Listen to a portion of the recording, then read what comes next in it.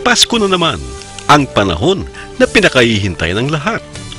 This is the season of the year kung saan ay nagkakasama-sama ang buong pamilya upang gunitain ang araw ng kapanganakan ng ating tagapagligtas, ang Panginoong Hesus. Ika nga, it's more fun to have Christmas in the Philippines dahil dito na yata sa ating bansa ang pinakamahabang selebrasyon ng Pasko.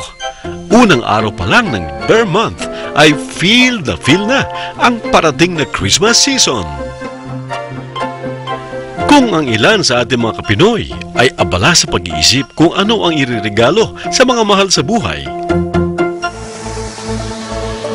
ang X-Link Management Corporation ay puspusan naman ang pagtulong sa ating mga OFW at balikbayans na mabigyan sila ng mga business opportunities and investment ideas.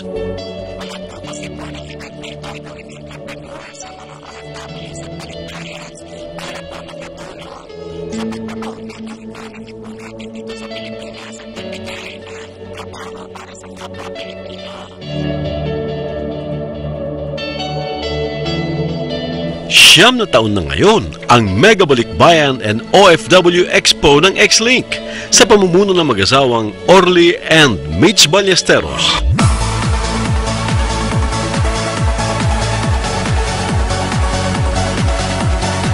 Hanga rin ang X-Link na mabigyan ng iba't ibang ideya ang ating mga OFWs na makapagsimula ng negosyo habang sila ay malakas pang kumita ng dolyares sa ibang bansa.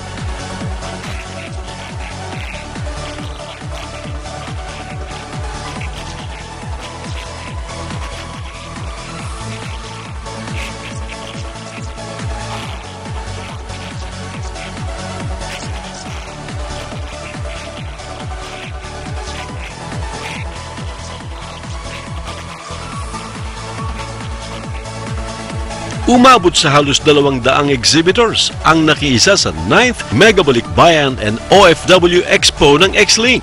Ika nga, stronger and better. Kaya di na mahihirapan pa ang ating mga Kapinoy kung ano negosyo ang nais nilang simulan ngayong darating na taong 2013.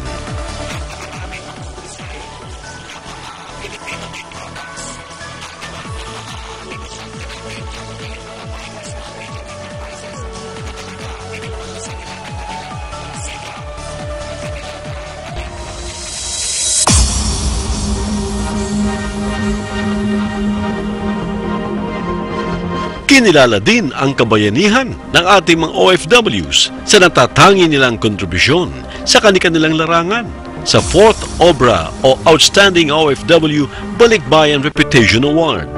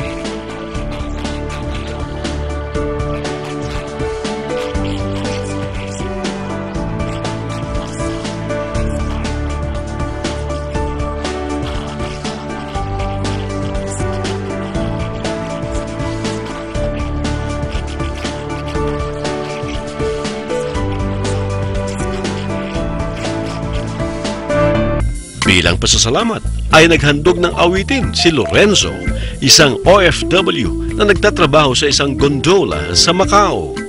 Then you finally see the truth that evil lies in you.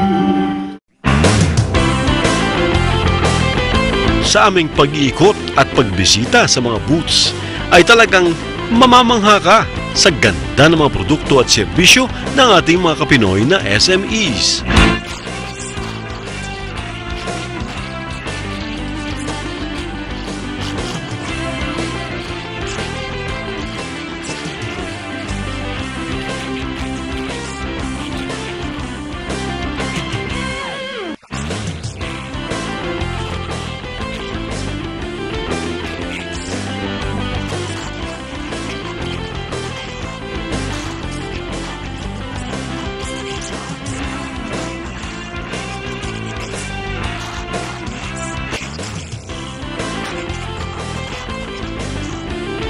Gawing makabuluhan ang pinagpagurang kita sa ibayong dagat.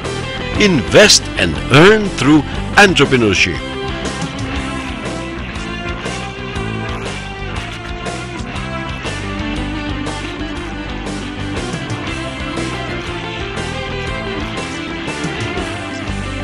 Yan ang ating special feature. Kami ang Asenso Pinoy Team.